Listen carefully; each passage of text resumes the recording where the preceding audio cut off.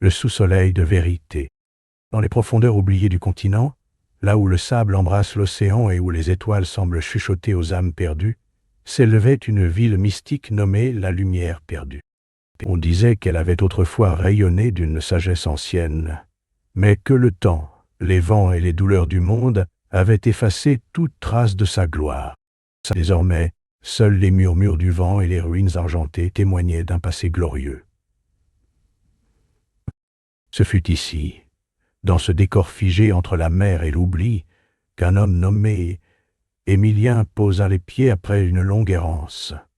Ses pas, lourds du poids d'un passé qui le poursuivait comme une ombre vorace, le menèrent jusqu'à cette ville que beaucoup disaient abandonnée.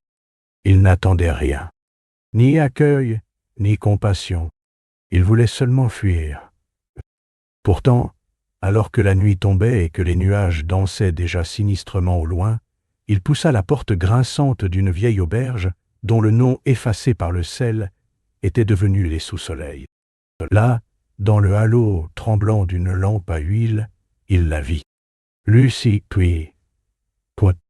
Elle ne lui parla pas ce soir-là, mais son regard, profond et vaste comme l'océan en colère, le transperça. Elle semblait faite de silence et de souvenirs. Chaque geste, chaque mouvement de ses mains frôlait quelque chose de sacré. Elle était la gardienne des lieux, la seule âme encore liée à cette ville, comme si elle attendait quelque chose ou quelqu'un. Les jours passèrent. Émilien ne parvenait pas à fuir cette étrange attraction qui le ramenait toujours à elle. Lucie, quant à elle, l'évitait d'abord, puis se laissa doucement apprivoiser. Leurs silences partagés devinrent des dialogues muets. Ils se retrouvaient dans les ruelles où la brume mangeait la pierre, sous les arches effondrées d'un ancien temple ou sur la plage face à l'horizon. Il n'y avait pas besoin de mots, car entre eux, tout était dit dans les regards. Mais au-delà de cette rencontre naissante, un danger grandissait. Une tempête approchait. Pas une tempête ordinaire, non. Une tempête comme la ville n'en avait jamais connue. Le ciel, chaque jour plus lourd, semblait pleurer une colère ancienne.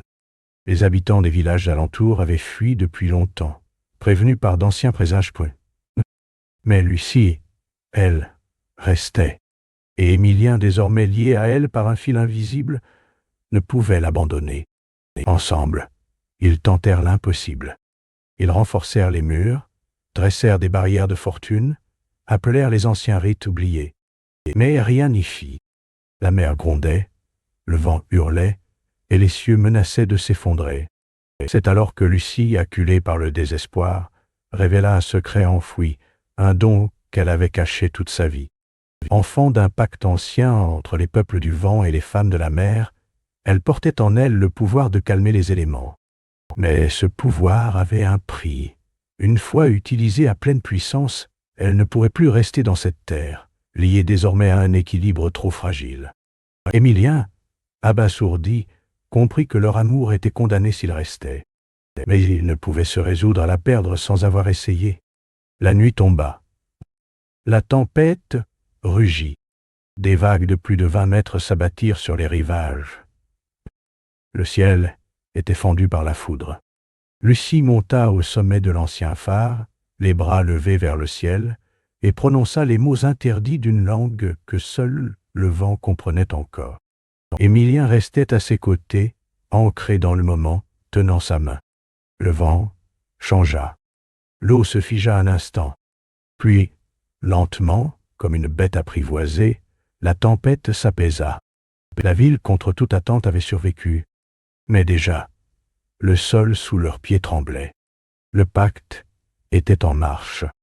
Lucie sentit l'appel de l'exil résonner dans ses veines. Elle devait partir. Émilien, sans hésiter, décida de la suivre. Il n'avait plus d'attache, plus d'encre, sauf elle. Ensemble, ils quittèrent la lumière perdue, laissant derrière eux les ruines d'un miracle. Ils marchèrent vers l'inconnu, portés par un amour né dans la tourmente.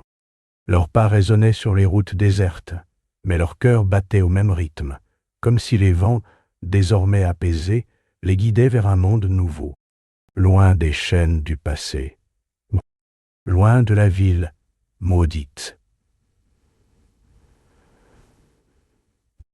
Et bien que l'avenir leur fût encore voilé, il était à eux, rien qu'à eux,